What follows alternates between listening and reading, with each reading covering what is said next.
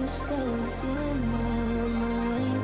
The horizon's mine, stunning, vivid, bright. I belong here and I've never felt so right in my life.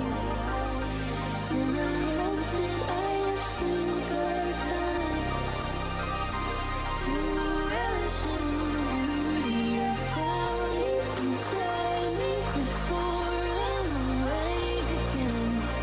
Don't wanna go back again. Don't make me go back again.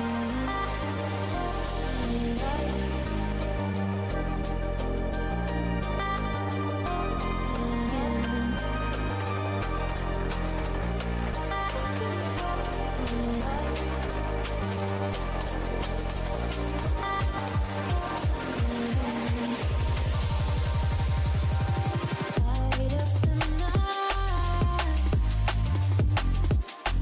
We've still got time. Stare at the sky. All right, guys. What is going on? What is good? What is good? Oh my God, the indices today, chat. The indices today, dude. Oh my God. Oh my God, chat.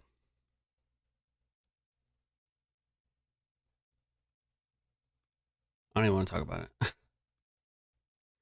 I don't even want to stream today, dude. Oh my God. Dude, I cannot believe it, bro. Can't believe it. Actually, I can. But you know, the move I was looking for happened when I didn't want it to happen, so throw the whole market away, chat. Just throw it all away. It's nonsense, bro.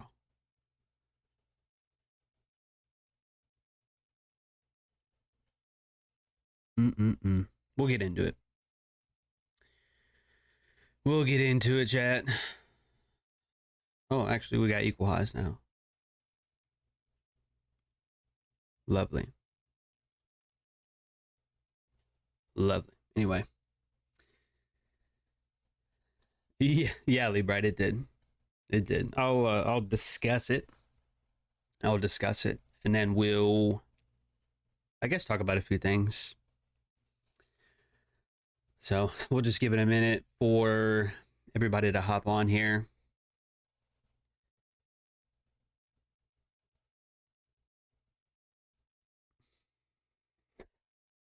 Anyway. Yeah, so what's today? Tuesday, right? Yeah, so it is Tuesday. We got a market view later tonight. Let's see. Yesterday we looked for downside on Dow Jones, which we didn't get. We ended up going higher. And then the downside objectives that we had were met pretty beautifully. Oh my God, we got too many drawings on here. Right, so we were looking for, well, I was looking for shorts yesterday, and then on the way up, I was like, if we start drifting higher, I'm not going to be interested in shorts. So the afternoon sort of consolidated. We got a high, and then London was lower, and then right at equities open, we immediately and expeditiously went lower for the Dow Jones, and then as well as SPY. Right, I know I pointed those highs out the lows yesterday on SPY. That was going to be a downside objective. Again, we didn't get that yesterday, but today we opened lower and then went right down into that. And that is our current low of the day. And this is one of the main reasons why I was trying to find a long in here. And I sort of did, but I got this run right here that got me out. That's why I'm like, fuck. That's why I'm like, ah. So, but it happens though. It's not a surprise. It's just annoying. That's all. You know, you teach manipulation. You got a book on manipulation. You trade manipulation, and then sometimes you get manipulated. So it's all part of the game and it's all part of the process. But I'm still anticipating higher pricing, at least for the short term. So anyway, what's good? Willow, Nikki, Naruto, Capitalist, Jordan D. How's the weather? I don't know. I haven't been outside today. I don't know. Couldn't tell you. I think it's sunny outside, probably. What's good? Felix, Lee Bright, Sean, Alex, C, Natasha, Groberg, Eberneth, G, Slim. Unfair. Yeah, I agree. What's good, Stephanie, Hermita? Natasha says, John, I'm not trading futures, but I want to ask, what is SPY that you look at? I feel embarrassed to ask, but just would like to know. Never feel embarrassed to ask unless you ask the same question 2 or 3 times. That might be a little bit embarrassing, but SPY is a ETF that is related to S&P 500. So I don't always trade SPY. I do sometimes when it comes to options, or if I just want to outright buy it, which I usually try not to, just because the capital allocation is usually a waste. Whereas options, you're going to get a lot more bang for your buck, essentially. So yeah, SPY is pretty cool, but it is a ETF. All right.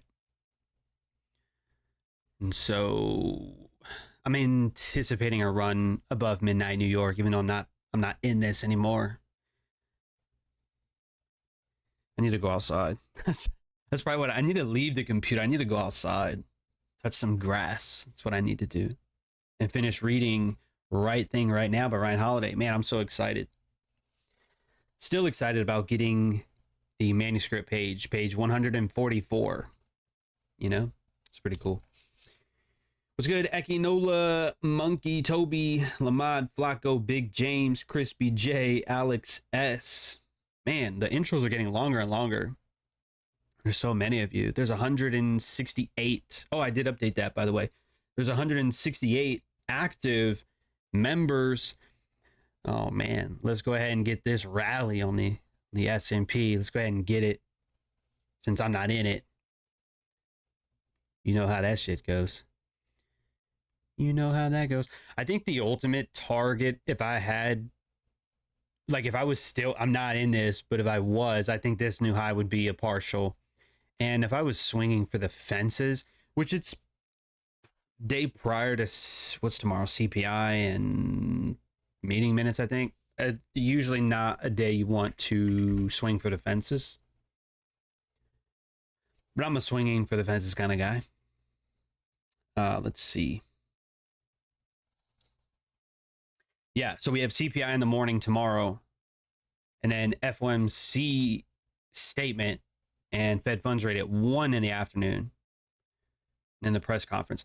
So because we are the day prior to CPI and Fed funds rate, we might not see a trending market, meaning we might not just get an exponential run higher. Doesn't mean you can't trade it. Doesn't mean like I was trying to long, you know. In other words, to keep it short, I would keep your expectations low. Where if you kind of take partials and then get break even, you're not surprised because you expected it, right? Premeditatio malorum. You kind of anticipated that coming. Now, say it does. So you have low expectations and it does swing for the fences prior to CPI. Then it's like, oh, well, hey, I took partials, but I held part of it. So I at least caught the move, which is great. So it's kind of like a keep your expectations low kind of thing. You know what I mean? So that's my thoughts on that. And then I'm sure Nasdaq might have made a new high. Yeah. So I want to talk about both of these. We'll start with Nasdaq because I feel like Nasdaq set up first and then S&P set up after that with like a lagging effect, which is always beautiful because it gives you time, right? And we're going to study that too. Maybe that'll be today's topic. Every time I stream, it's entirely a freestyle. Like 90% of the time, it's a freestyle.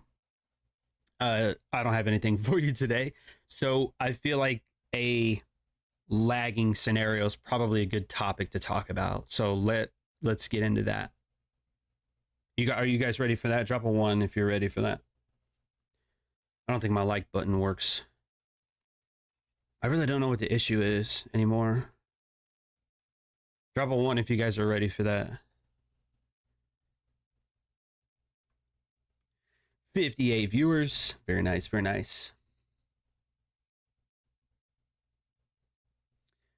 Do I got a place that has a demo futures account? You can use TradingView Paper. That'll always work. Because you can pretty much trade everything on the TradingView Paper side. You'd be surprised what that demo account looks like. I'm like fucking like 15 wins in a row or something. It's pretty bonkers. You're in longs from Dow. See trades. You're in longs on fam. Where's the signal, broski? Where's the signal? Dow's fucking weak today. Not that I'm trying to talk shit about your trade, but it is. Dow is just look at it. I mean, look at Dow. Look at S&P. Look at Nasdaq. You see a big difference there? Look at Nasdaq. Look at Dow Jones. Big difference. So I'm not saying your trade is bad. Nothing is good or bad, but thinking makes it so, as Epictetus would probably say. It's the laggard. So I wouldn't be messing with it. So anyway, let's get into it. So I've got the markups on the micro side, so we'll just stay here instead of going back to NQ. So if you look at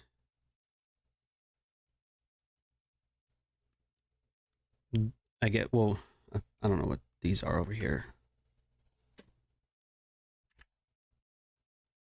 That was alerts from yesterday, I'm assuming. Not that the alerts work, because TradingView's ass when it comes to that, but whatever. All right, so take a look at the lows for a minute. All right, and that's why I showed you the ETF a minute ago, SPY. And yes, they are capitalists. They still are. And yes, Libra, you can see that in the numbers. Dow is horrendous. Nasdaq is at least slightly green, but so I showed you SPY because those lows were met. That was one of the targets that we had yesterday. So there's our equities open here, right? You can see I've got midnight New York up here. I've got the equities open here. So we dumped and then took those lows, right? Took Monday's low this morning, right? Easy manipulation. Great example of a next candle entry. I don't even think I was out of bed at 9 o'clock. We won't discuss that, but there's that. Now, with that being said, though, we look at Nasdaq. Do we have the same story? Do we have the same story? No, we don't. I think this is off just a little bit. Fix my camera. What is Nasdaq doing against the S&P? Can you tell me? I'll show you one more time. Look at the lows on ES or the micros. It doesn't matter. Well, it does matter, but they both align, so it's fine. So ES is lower, right?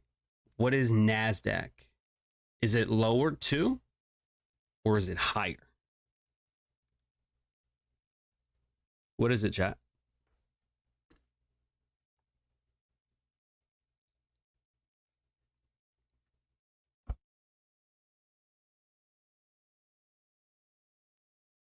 Nope, says Eberneth. Nasdaq isn't trading lower, so Nasdaq is stronger.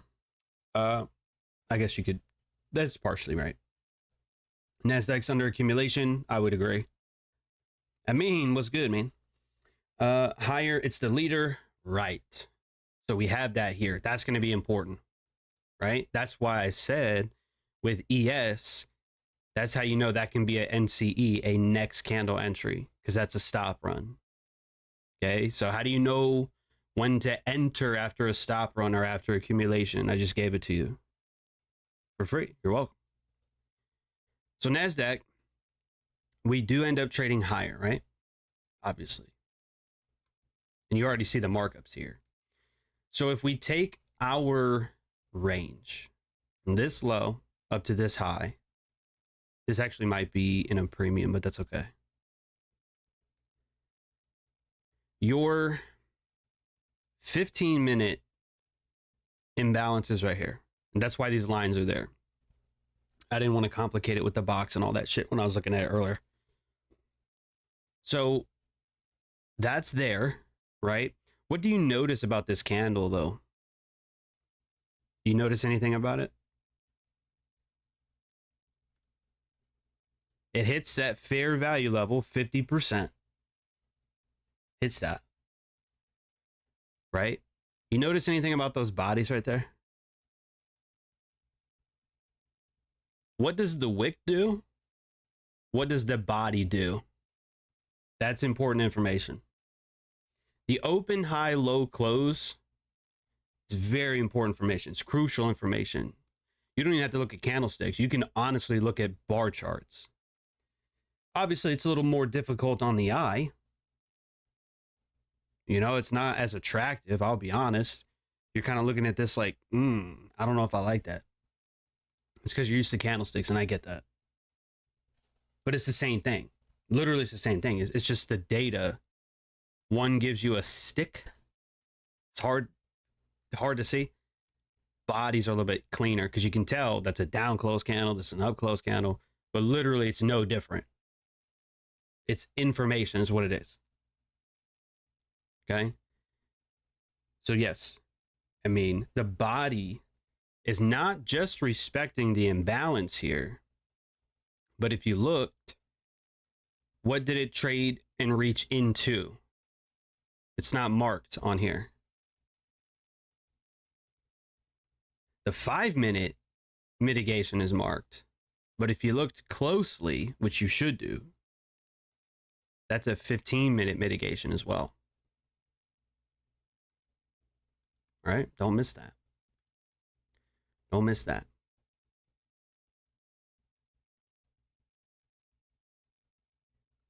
And yeah, Libra, kind of you snuck that in there right before I said it, because I know there's a delay. It's fine. Yeah. So 15-minute mitigation here, 15-minute imbalance above it, and what I have for you is I took this off actually because there was a 5-minute here that I was looking at. So that's kind of where things overlapped, and that's why I went with that. Does that make sense? So the 15 imbalance is up here, and the 15-minute mitigation was below it. Versus like the 5-minute, they overlap together. So because these overlapped a little bit higher, that's why I went with this instead of the other one. Okay, because I might get a question on that. Like, well, why didn't you use that one? It's like, well, it's still there, but the one that I have marked up from my chart is on the 5-minute. All right. So when we go down into a 5-minute time frame, look at that candle right here. That one candle right there said everything. It said it all. What did it do? Traded down into the 15-minute mitigation, came off of it, closed. So what does this candle at 10:55 become? That would be the NCE, my friend. The next candle entry. You can enter at the next candle, stop at this low, not financial advice, but this is what I was doing earlier, and this is what I do when it comes to the next candle entry. Okay. So next candle, long, a little bit of drawdown, not an issue, a little bit of drawdown, and then immediately, you know, into the anticipated direction. The only issue is like, this is right before lunch. So this is why like this kind of shit I don't really care for when it comes to trading. All right. Then we rally, and then as the beginning of the stream had, we did drop down and then we spiked higher for these highs up here. So in a back testing sense, right at the open of the candle is a long, stop at the low, right? Targeting that high, that's a 1 to 3. And that is what that would have looked like. If I didn't break even on that shit, that's what that would have looked like. Make sense? So when things like retrace heavily like that or like that, that's the kind of shit that will get people out. Will get me out too sometimes. But that's what that looks like. Simple 1 to 3, or no, a little over 1 to 3, right? And that's it. That you could be done for the day with that. So what we do for the PM session, I have no idea, because, well, you obviously saw on my chart that I wanted higher pricing, right? And we immediately went lower. So this afternoon is gonna be chopped, is what it looks like. All right, but now this is where the fun part begins. So if you mark this up, okay, that was like 10:55. Again, right before lunch. Not my favorite. I usually don't enter right before lunch because lunch can be janky and it's usually not fun. Sometimes it's fun, usually it's not. So the timing aspect's a little weird. But now this is where the S&P in its lagging scenario comes in. So if we were to, let's say, take this off, we're going to take that off, and we're going to take this off too. No, we're going to leave that there.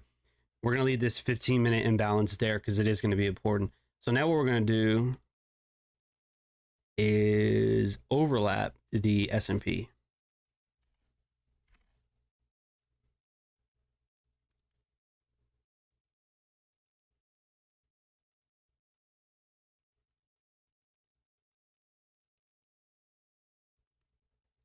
But we're not going to use a line chart. We're going to use candles.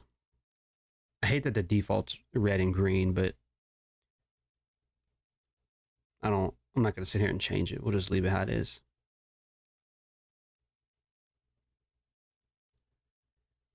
And then we'll just kind of warp it so we can see it all together.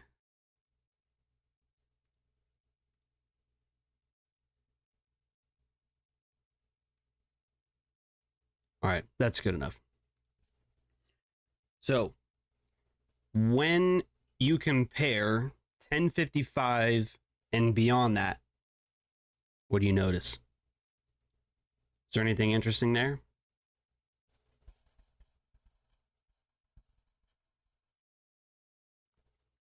That's good, Lamad. The next candle entry is a very cheeky way of entering the market. You're not waiting for evidence. You're not, well, not a lot of evidence anyway. You're not waiting for a break of structure or, you know, shift in price delivery or a mitigation or any of that. You're basically getting in right after everybody got knocked out, or even maybe you got knocked out and then re-entered. That's fine too. But what do you notice 10:55 and beyond that? Is there anything interesting there?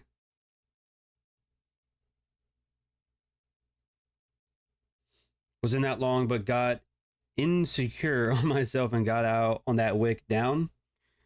Yeah, it'd be like that, my friend. It do be like that.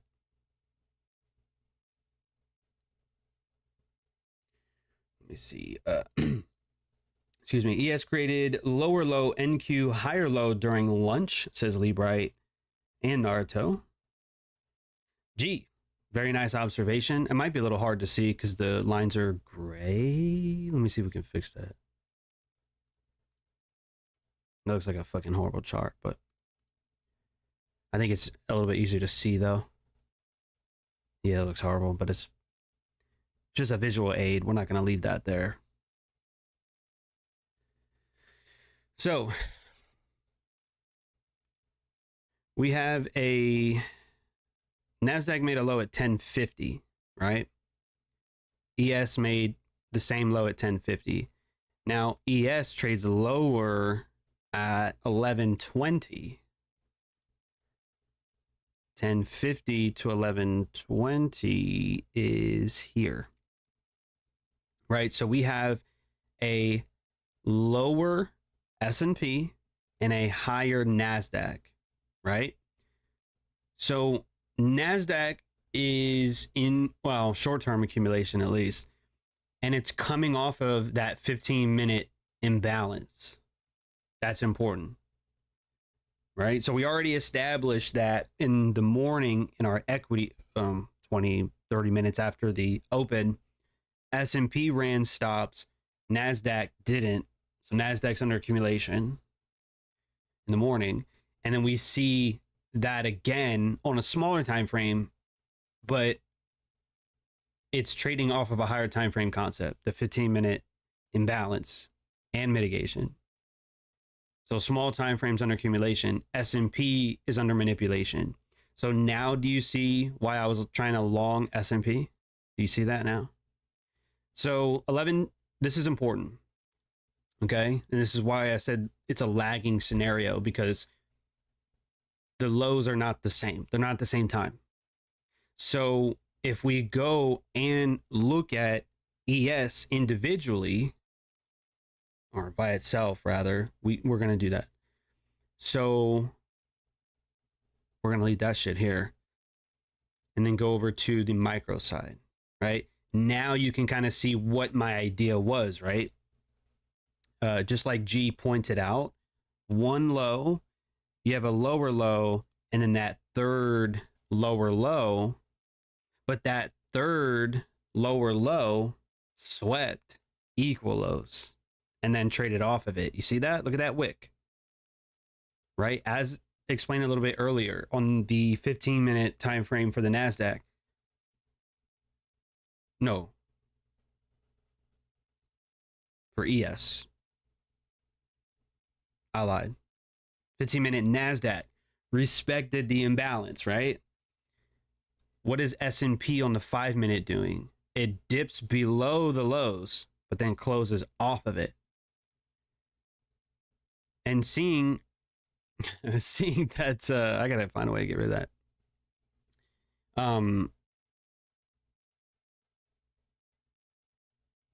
I forgot what I was even saying. The next candle entry, sorry. So Nasdaq is higher at 1120. If S&P is running stops, that means this next candle is a what? Is a long. Right? Next candle, long, stop at that low, maybe 2-point stop. Not even. Well, like 1.5. 1.5 point stop. Yes, it's possible. I don't care what everybody else tells you. It's possible. It's right there. You could have even waited for 1125 and then that 1130 candle. Now, why would we do that? Why would we wait for the 1130 candle for the next candle entry? Because 1130 is a new 5-minute candle, it's a new 15-minute candle, and it's a new 30-minute candle. So that entry, again, right at the open of the candle, or if you want to wait for like 1 or 2 ticks lower, I don't care. That's up to you. We didn't even go down to a 1-minute time frame. Just based on that time frame, that's a long. We trade higher, and then you see where my drawing is. I was saying, okay, well, we might come down. This is a up candle that the formation is what? A mitigation, right? There's a gap right here too. I don't know if you looked at it. It's right here. It's there, right? So that's what? The mitigation model. The Y-Slime model, buying below old lows. The next candle entry, that's a model. The mitigation model, that's 3, right? How many models do you need? You only need 1. I just gave you 3. You're welcome. Again, for free. Now, this is where some debate can come in, and I would not be opposed to it. What would the target be? Well, new high.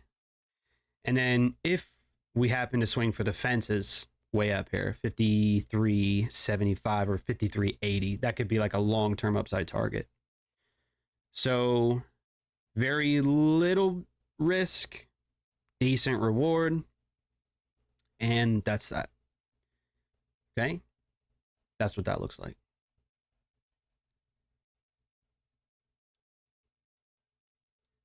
Also, if I may add,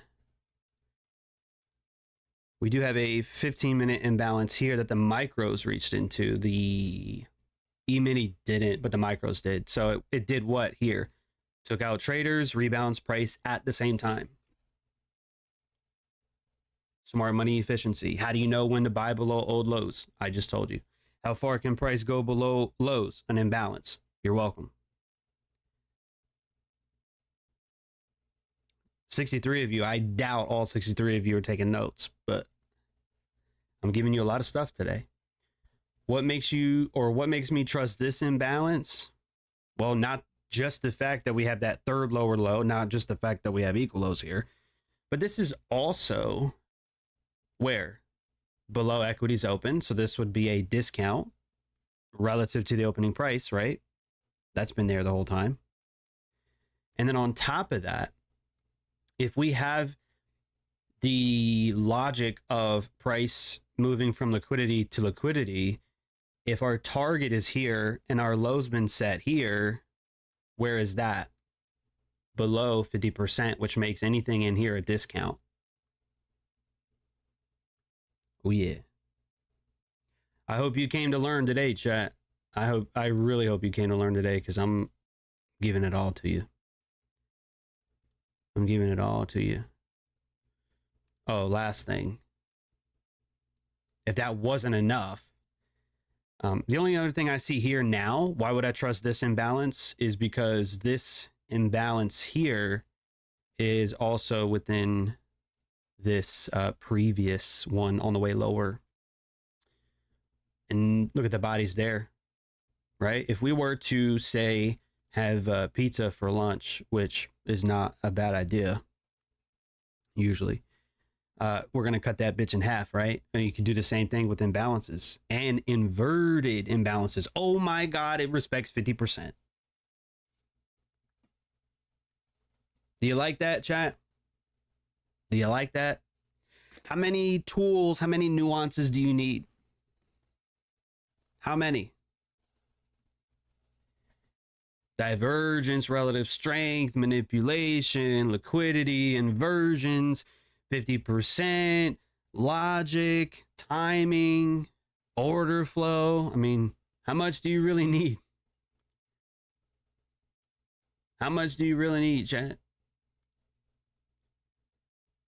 Some of you are probably like, John, I need it all. Damn it, I need it all. That's okay. I'm here for it. We see the Nasdaq respecting bullish order flow here, even though it's very late in the day. I will tell you, I usually win long something like that. It's very late in the day. It's not impossible, but this might even be very close to all-time highs. So that might be on the table for today too. But yeah, so heavy accumulation today for the tech side of things, and ES sort of following suit, but we're just getting very deep retracements, very quick retracements lower before going higher. And that's usually a difficult market to trade, especially not just price action wise, but emotionally as well. Like, it's emotionally draining seeing the market just really rip against you and then start to go your way. It's like, oh shit, you know? So, yeah, I'll probably, if we get 53.75, I will cry myself to sleep tonight. So, you know, that's we're not going to stream that, but you know, again, it's all part of the game. It's all part of the process. So, oh, great question, Mod. What's your take on stacking, or pyramiding is probably it's the same thing, but the professional term is pyramiding. Say for instance, like the area you just marked mitigation and imbalance in, you can scale in that way. I usually don't talk about pyramiding. I usually don't pyramid. I'll just be honest, I usually don't. I'm a one and done kind of guy. I want to be able to get in at the low or very close to it, and I'll just hold the position for new highs or, whatever. I usually don't buy below the low and then buy the next candle and then buy the mitigation, and then I don't do that, bro. I'm trying to be a sniper. Okay. I'm just trying to bang the low, get out at the high, and then go do something else, bro. Like touch grass, for example. But yes, if you want to learn how, this is my opinion, if you want to learn how to scale in and out of positions, like if you want to build positions, that's how you do it. But I don't teach that. Number one, it's not for beginners because you have to know multiple entry models, and beginners are not they're gonna go in there and get fucked up because and it's not to say that that you're bad. It's just if you try to long and then long again and then long again on the way down, you end up building a long position that's just going against you, and that's gonna really rip your face off. You have to get used to knowing multiple models, studying order flow, studying the various models, and then pyramiding if you want to. But I more so use order flow to manage positions versus stacking positions. Because I can already tell you, the first couple times you're going to try and pyramid, you're going to break even. Like you'll long, and then it'll make a new high, and then you'll go break even wherever your average price is, and then you'll get stopped out, and then the market will go your way, and you're like, oh fuck, well, pyramiding's bullshit. Like you'll screw it up many times before you eventually get it right. So just be careful. But that's how you pyramid, in my opinion. Having multiple models and entering at the opportunities that are given.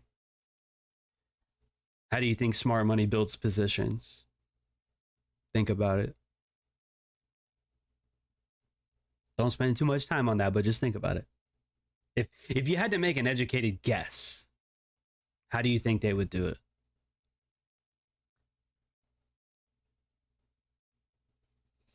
Let me see. Do you consider current Nasdaq 5-minute also a mitigation to go lower? No, I wouldn't look for shorts today at all. I would not look for shorts today at all. I just explained all of the lows today and why we have them. And Nasdaq's our strongest index today. I doubt we go lower. The only thing that would convince me is if we create like a fat imbalance on the way lower and then maybe reach into it, but I wouldn't anticipate lower pricing today at all for Nasdaq. Thank you, Oscar, for the $2. Appreciate that. It's all about the lot size and where the stop loss is at. Very cool. Very cool. Can I not pin your message, dude?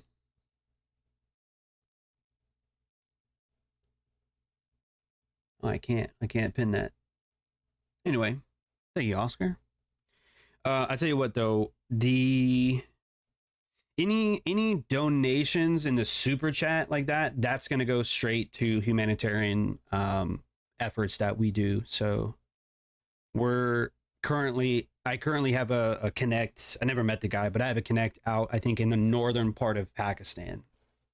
And he does things like he buys goats, he fixes windows, gets shoes and books and backpacks and uniforms, I think, for kids that are going to school there. So any donations that you guys provide, that's just going to go to the humanitarian side. So Oscar, I will be sure to put those $2 into that pool for our next donation, which is actually going to be in about 2 weeks. So in about 2 weeks, we'll donate more to people who need it. So thank you for your contribution, my friend. All right. Anyway, what was I talking about? Higher pricing. Yeah. So we'll probably see higher pricing for the PM session, and I wouldn't be surprised if we get 53.75. I'm still going to roll with that.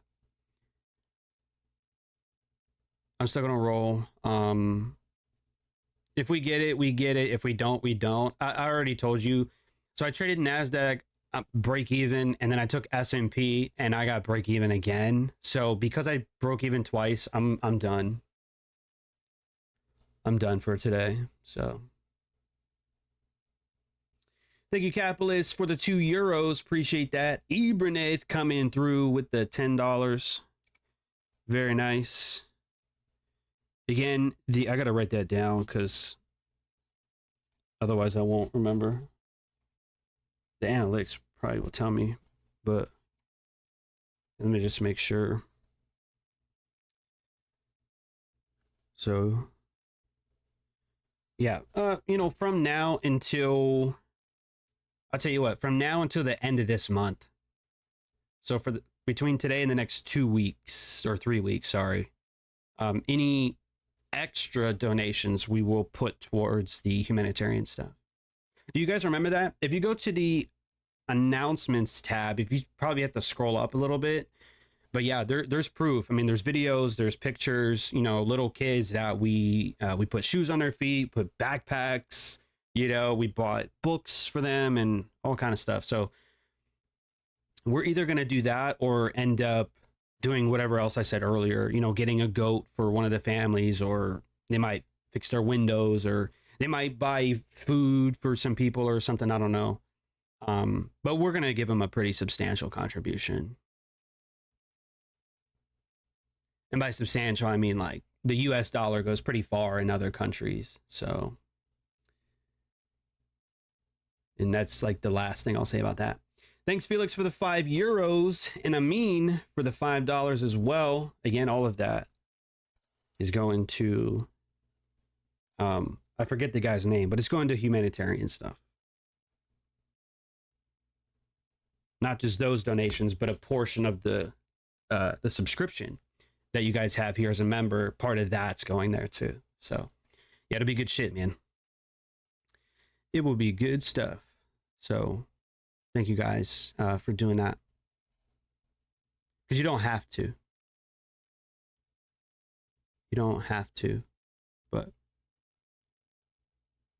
good things will happen to you if you do. That's what I believe. So, I mean, as somebody, I've been alive for 30 years, I mean, I've done a few things in my life, and I can tell you that I've never once regretted doing things to benefit the community or to benefit society. Never once. So things will come back around to you. You know what I mean?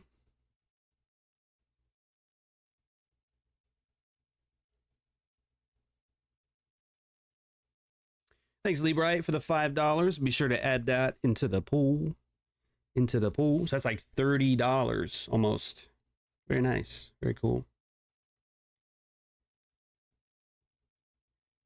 Very nice. Very cool. I'm about to go have a steak dinner. I mean, we'll be donating all of it. Shit. Sorry, I had to do it. Laco, thanks for the 5, man. I will be sure to write a note to the guy. Tell him all your names. Tell him all your names.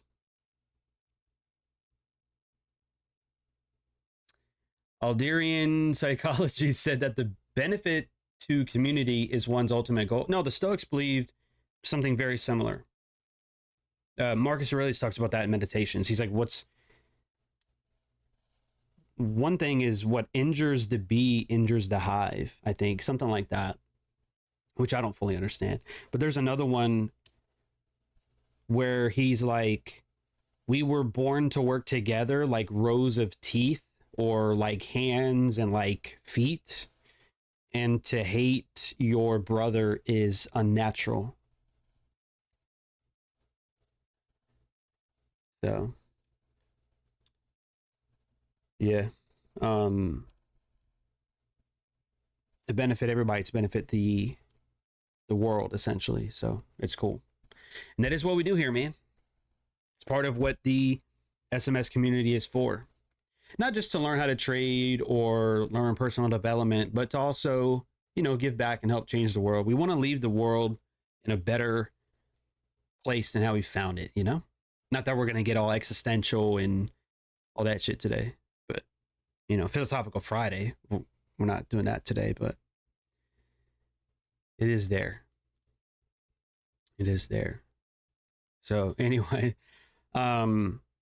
to sum everything that we talked about today, I think the main point was to give you an idea on what a lagging scenario looks like. So I'll just briefly go over this in summary one more time in case you missed it, or maybe you came in late.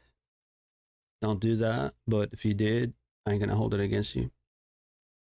We'll do this one more time, real briefly. Real briefly.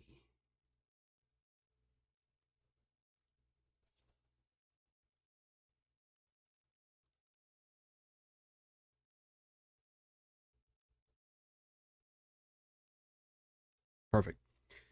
So when one of the indices goes lower, like ES, for example, but Nasdaq goes higher against that, Nasdaq's under accumulation. That by itself could be an next candle entry, or that's how you can find really good mitigation examples or really good next candle entries on whatever, you know, time frame this is, on the one that is manipulating. Because if it's trading lower 3 times, can it go down a 4th time? It can. If you look for like 4 highs in a row, you'll eventually find it. But typically, you're statistically more likely that this is not going to be ran like on that day, right? What's our low of the day for S&P?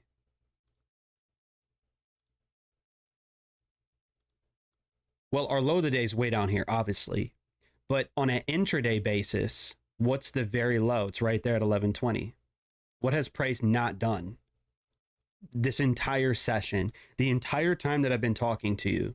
What has price not done? It never went back to this low, 53.50. It's a 50 level, by the way. I don't think I mentioned that earlier. Oh, shit. That's a gap, too.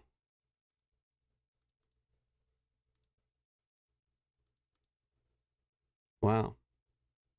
Talk about precision, right? So, yeah.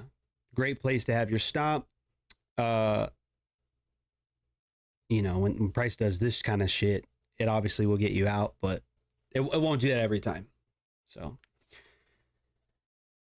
that's the short and sweet of it. The S&P being manipulated, it's going to play catch up with Nasdaq. Does that make sense?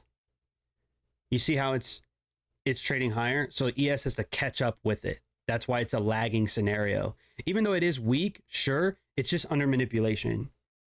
Then it's going to catch up with Nasdaq. See, now they're all making higher highs. I mean, both of them, right? Nasdaq's making a higher high, and then now S&P is as well. It's catching up to its peer. Dow Jones isn't, because it's ass. The Dow Jones is ass. You can put that in your notes. Dow equals ass. Right? So that is a great lagging scenario. Okay? High probability lagging scenarios. And that is a good point, Libra. We do trade, or excuse me, switch contracts this week. I believe that's going to be on Friday. So we have a triple, or may not be a triple witching day, but we have some shit going down on Friday. So in closing, I'll say this. Wednesday, we have CPI in the morning and then Fed funds rate in the PM session. So be careful. And then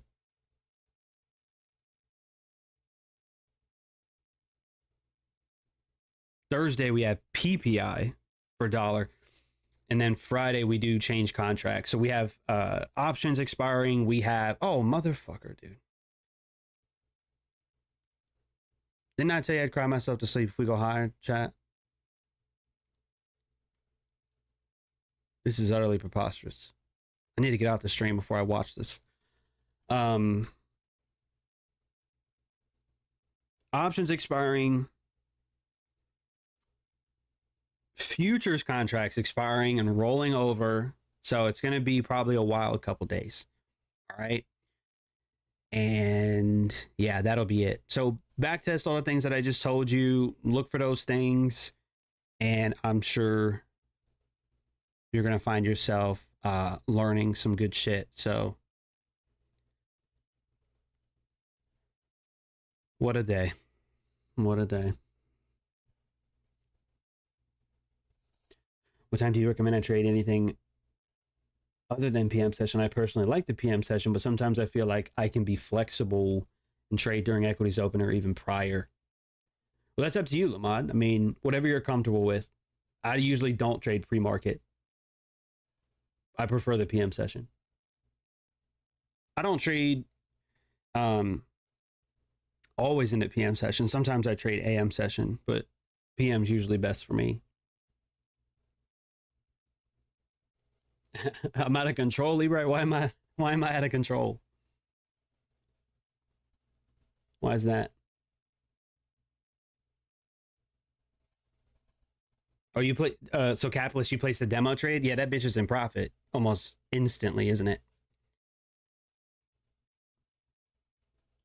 Yeah, I bet it is. I bet that shit is. I am not surprised at all.